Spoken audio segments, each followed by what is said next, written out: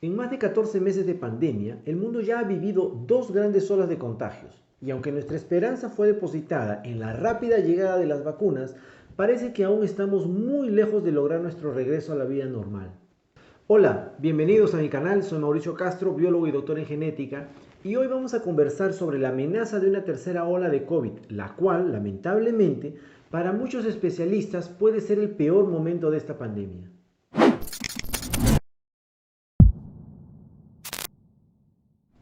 Necesitamos hacer un análisis de la situación que nuestros países enfrentan en este momento de la pandemia. El primer factor a evaluar es el ritmo de vacunación de nuestros países. Desde siempre, la vacunación en masa ha sido una de las principales armas, si no la más importante arma que tenemos para combatir a cualquier pandemia o epidemia.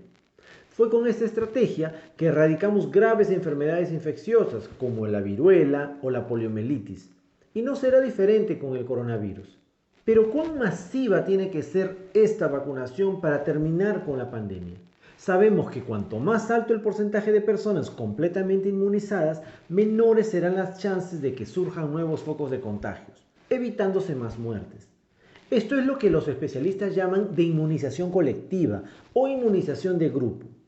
El estudio científico más reciente que tenemos para calcular este porcentaje fue realizado de forma inédita en el mundo por los investigadores del Instituto Butantan en Brasil. Llamado de Proyecto S y con resultados divulgados en las últimas semanas de mayo, la investigación consistió en vacunar con 2 dosis de la vacuna Sinovac entre los meses de febrero y abril al 95% de la población adulta de la ciudad de Serrana, un pequeño municipio del interior de São Paulo, haciéndose un seguimiento del número de contagios, número de hospitalizaciones y óbitos durante los meses de estudio. Y los resultados fueron sorprendentes. No hubo ningún evento adverso relacionado con la vacunación, es decir, la vacunación es segura. Hubo una reducción del 80% de casos sintomáticos, 86% de hospitalizaciones fueron reducidas y una disminución del 95% de muertes. Y se estableció que la inmunidad colectiva era alcanzada cuando 75% de la población es completamente vacunada. Cabe resaltar que estos interesantísimos resultados fueron además obtenidos en el momento que Brasil pasaba por un aumento exponencial de contagios en la segunda ola.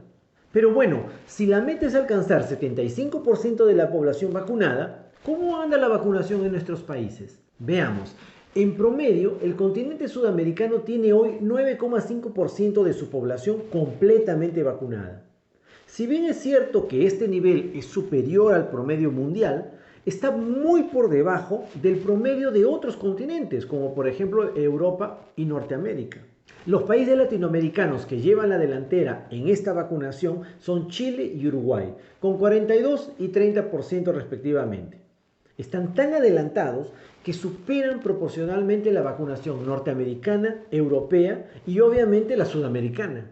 Muy próximo al promedio sudamericano están la República Dominicana, Brasil y México, pero con tan solo 10% de su población. Lamentablemente, el resto de los países de la región están por debajo de estos porcentajes. Con menos del 7% tenemos a Colombia y Argentina. Mucho más abajo, Bolivia, Ecuador y Perú, incluyendo finalmente a Paraguay, Guatemala y Honduras. ¿Con estos valores es posible pensar en el fin de la pandemia? Obviamente estamos muy lejos de los soñados 75%. Y queda claro que sin una acelerada inmunización masiva y sin estrategias de contención bien organizadas, seguiremos susceptibles a una tercera, a una cuarta o a una quinta ola de contagios. Además de la falta de vacunas, otro factor que aumenta la susceptibilidad en nuestros países de cara a una tercera ola y al colapso sanitario es la falsa sensación de seguridad frente a la pandemia. Desde que se inició la vacunación, las personas comenzaron a pensar equivocadamente que el fin de la pandemia estaba próximo. Y tanto personas mayores ya vacunadas como personas jóvenes están dejando de cuidarse y protegerse, creyendo que están totalmente libres de un contagio, o peor aún, de una reinfección. Uno de los ejemplos de este fenómeno es lo que sucedió en Chile, país que comenzó su vacunación masiva en febrero e impresionó al mundo por la velocidad con que inmunizaba a su población inoculando diariamente hasta 250.000 ciudadanos. Tenemos vacunadas 2.577.369 personas por la vacuna COVID. Si comparamos aquí, lo que vemos es el trabajo que se ha hecho de la vacunación en nuestro país, en donde en 2 semanas hemos logrado equiparar la cantidad de vacunas que llevan los Estados Unidos en el mundo. Pero lamentablemente se tomó la anticipada decisión de flexibilizar las medidas restrictivas, inclusive antes de comenzar la vacunación efectivamente, como si supuestamente la pandemia estuviera por terminar. Y buscando reactivar la economía chilena, confiándose apenas en la vacunación, se dieron vacaciones a muchos trabajadores, los cuales generaron un acúmulo de infecciones en las áreas turísticas más visitadas, los centros comerciales reactivados y abiertos, y el prematuro regreso de las clases escolares en marzo potencializó los contagios, y fue este prematuro triunfalismo y este exceso de confianza que generó la falsa sensación de seguridad en toda la población, desencadenando así una ola de contagios que hasta hoy no termina. Como resultado, más de 7.000 contagios diarios, hospitales saturados a más del 95% y centenas de muertes que muy probablemente se hubieran podido evitar. Y hace menos de un mes, la Organización Mundial de la Salud alertó sobre el gran peligro de tener exceso de confianza en las vacunas, principalmente en este momento de la pandemia. There appears to be a mindset that the pandemic is over, while others are experiencing huge waves of infection. The situation in a number of countries continues to be very concerning. The pandemic is a long way far from over, and it will not be over anywhere until it's over everywhere. Y este problema empeora cuando las medidas de contención sanitaria entran en un proceso cíclico de apertura y cierre de establecimientos. Cuando los casos aumentan y los hospitales se saturan, se toman medidas restrictivas que hacen que la situación se estabilice, pero nunca la curva llega a niveles mínimos. Las personas ganan confianza, piensan que todo está bien, que todo ha mejorado y las restricciones sanitarias se flexibilizan. Este proceso continuo de apertura y cierre es conocido como efecto acordeón, con lamentables resultados también vistos en Colombia y en Argentina, donde a pesar de la vacunación se han dado aumentos y repiques de contagios sin parar desde febrero.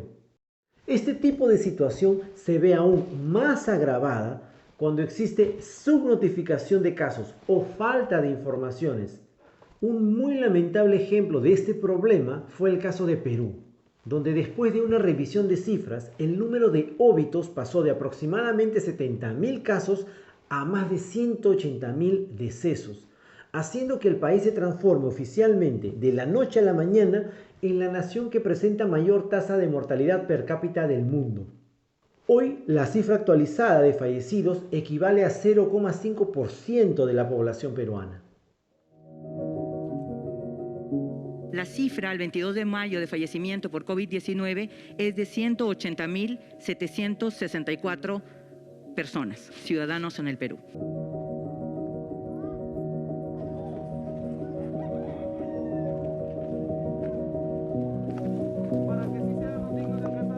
De acuerdo con especialistas, es prácticamente seguro que otros países también tendrían que actualizar su cifra de decesos, aumentando obviamente estos números trágicos. Pero el panorama se complica aún más con la realización de eventos de gran porte que generan aglomeraciones, como es el caso de la Copa América. Después de la negativa de Argentina y Colombia en sediar el evento, fue divulgado que sería Brasil la sede de este evento futbolístico. Justamente el país que tiene ya casi 500.000 de óbitos por COVID-19. Como era de esperarse, diversas entidades y especialistas se pronunciaron en contra de esta decisión, pues un evento de este porte en Brasil, el segundo país donde hay más contagios y muertes en el mundo por COVID-19, puede ser la gota de agua para la tercera ola del coronavirus explotar en el país, con consecuencias desastrosas para todo el continente. Y la situación brasileña ya es desesperadora. Un reciente estudio de la Universidad de Washington hizo la sombría previsión de 1 millón de muertes en los próximos 3 meses, si es que medidas de restricción rígidas no son tomadas en este gigante país. Previsión que, por cierto, no consideraba la posibilidad de recibir el torneo futbolístico en Brasil. Así como la Copa América, las Olimpiadas de Tokio, previstas para ser realizadas entre julio y agosto de este año, colocan en riesgo la salud mundial y ya han recibido muchísimas críticas a su realización. Un verdadero desastre sanitario, especialmente para los países más lastimados con esta pandemia. Muchos científicos coinciden de que esta ola será mucho más agresiva, a pesar de contar con las vacunas, pues infelizmente la intensa circulación del virus aumenta las chances de generar más variantes, las cuales parecen ser cada vez más transmisibles. Y este sería otro factor predominante para impulsionar una tercera ola en nuestro continente. Pero independientemente de ellas ser más infecciosas o no, lo cierto es que estas nuevas variantes no son necesariamente el factor principal de la tercera ola, y sí la anticipada flexibilización de medidas restrictivas, la vacunación lenta y el lamentable relajamiento de la población con respecto a estas medidas, como el uso de máscaras, realización de actividades sociales en ambientes poco ventilados, aglomeraciones y el aumento de la movilidad de la población. Recuerden que solo saldremos de esta pandemia cuando todos pongamos de nuestra parte. Déjenme sus preguntas y comentarios y díganme lo que piensan. Y si creen que estamos preparados para enfrentar este tsunami viral. Compartan este video, principalmente para seguir difundiendo ciencia y conocimiento y evitar la desinformación. Y no te olvides de suscribirte para seguir recibiendo nuestros próximos contenidos. Sigámonos cuidándonos, un abrazo y hasta la próxima.